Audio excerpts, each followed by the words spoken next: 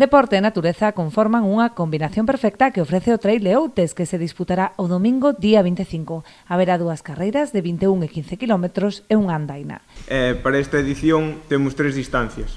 Un trail corto de 15 km e 800 de desnivel que sube ao punto alto do Tremuzo, e un trail longo de 21 km e medio con 1100 de desnivel, que tamén ten parte do recorrido igual ao corto, pero logo desvíase e fai 9 km a maiores. E temos tamén unha andaina de 15 km.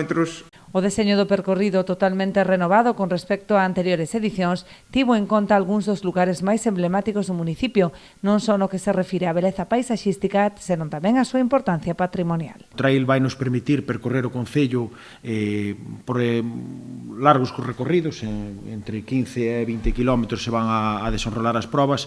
Entón, bueno, ao final o que se vai a poder é disfrutar da paisaxe, non? Da paisaxe tan espectacular que temos tanto no Concello de Outes como no de Porto do Son. Que cada ano facemos probas totalmente diferentes. Este ano volvemos a subir ao Tremuso, vale, como fixemos hai 4 anos, pero non hai prácticamente nin 2 kilómetros iguales hai 4 anos. É dicir, como temos un patrimonio natural, uns montes tan amplios, unha rede de camiños tan espectaculares, pois sempre estamos dándolle unha volta e buscando como enseñar ese ayuntamento, porque é unha maneira de enseñar o ayuntamento tamén, vale? A proba de Outes abre o circuito Trail Series, que terá continuidade o 22 de febreiro co Portosín Trail.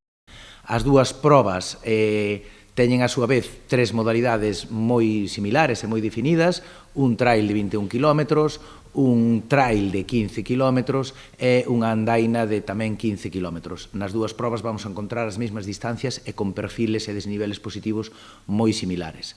A intención desta edición foi emparellar moito as distancias e os desniveles para que a competitividade fose máxima en dúas etapas moi similares. A proba de Portosín, que é a que pecha o circuito, que se vai a celebrar o día 22 na localidade de Portosín, no Concello de Porto do Son, e que están as inscripcións abertas e un pouco que decían os do CAU, que van a ser, o sea, vai a ser un circuito espectacular e que agardamos que os participantes que disfruten destas dúas probas. Os interesados en participar xa poden formalizar a súa inscripción a través da web trailseries.rum ou galiteiming.com.